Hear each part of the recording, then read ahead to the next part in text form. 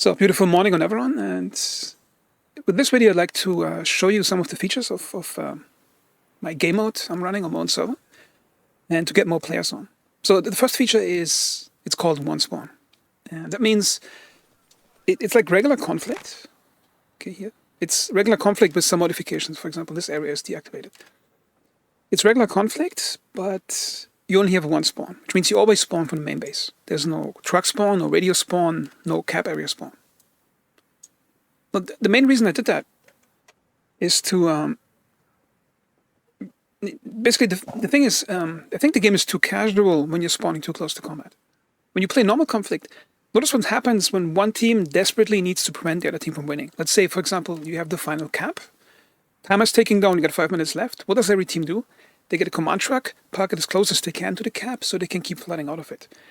And that sort of turns the game into just a deathmatch with who gets to set up the most convenient spawn point. And that has a cascading effect on other gameplay systems. So, and that's why I created this game mode. It's basically about you always spawn the main base. So if you have a battle over here and one side spawns up here, one side spawns up here, then both sides are invested into the firefight because they have spent a lot of time and effort to get to that point. And the next thing I added is that everything flows from the main base, which means armories, vehicles, anything that you can spawn in the game mode, in a factory type building, it comes from the main base. Okay, so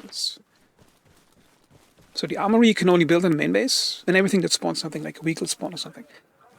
And it was really important for me because if you look at normal conflict, let's say you have a BTR 70, and for the most part, it's a base spawn thing anyway, because if, let's say, you're fighting over here and your main base is here, in most conflict games, where there's a lot of action, you're constantly out of supplies at the front line, which means you rarely get to afford the BTR 70 at the front line. So you always drive it in from the base or some rear point. So you're already emotionally invested into keeping the thing alive because you're driving 5 kilometers to combat.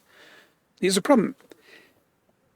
The person attacking your BTR 70 or fighting against it, they can get, if they're fighting here, they can get an anti-tank launcher from basically within 500 meters. There's always an armory in the area to get some, which means there's an oversupply of anti-tank weapons always available. So they have no effort putting the anti-tank weapons to the front line, whereas the BTR driver always has to drive back from the rear. And that's an imbalance I fixed in my server by making armories only main base only, which means if you drive up with the BTR 70 up here, and the enemy team who drove up here and they didn't have any anti-tank launchers with them or lost them all in the fighting, now there's a strategic hole that you can create on the enemy side and that can echo through most of the map. Now the third feature, let me see. The third feature is that supply rate depends on average survival time. And that's a new system I got over here. You see your own character lifetime. So every time your character spawns, your lifetimer starts ticking, and it resets every time your character dies. And the game constantly evaluates the average lifetime of all surviving players. Currently, it's the same as my own player because I'm the only player on the server right now. And every 20 minutes, you upgrade one level. There's 6 levels, which means if you survive 2 hours, you reach the highest level. And for every 20 minutes of survival time, average on your entire team, you get +1 supply rate point. So I'm going to show that. I'm just going to order something expensive.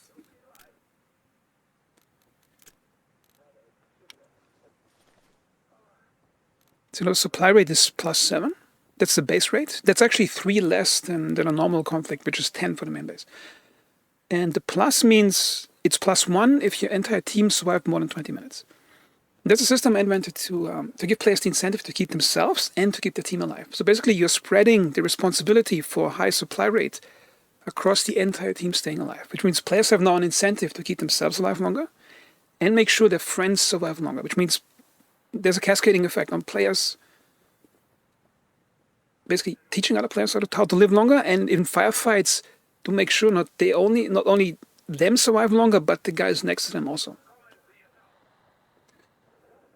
And the fourth feature is the strategic stockpile. So many items in the game have a strategic limit. You can see it here on the tooltip. For example, for anti-tank launchers, it's 0.50. And that thing refreshes every, I think currently it's set to 1.5 hours or 2 hours, I have to check.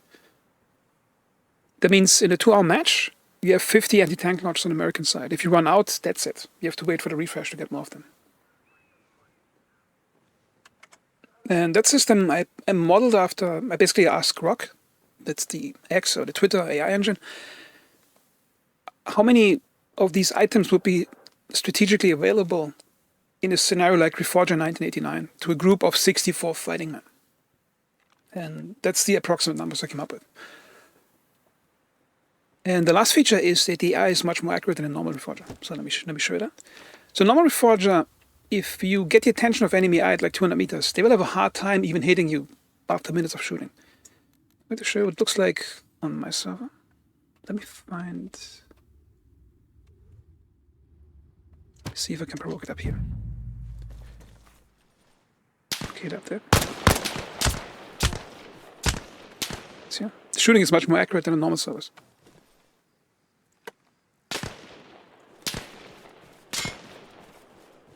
If you played at a normal Reforger service, you could just stand there for probably 5 minutes without them even hitting you properly. Now, an average AI player is about as dangerous as a player.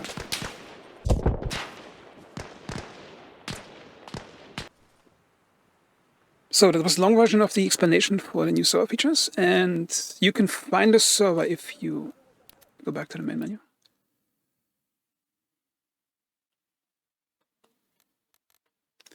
Okay, type in Caracal in the server browser, and you can see here, Caracal conflict. And the mod itself is, I think, just 1.3 megabytes, so it's not a large download.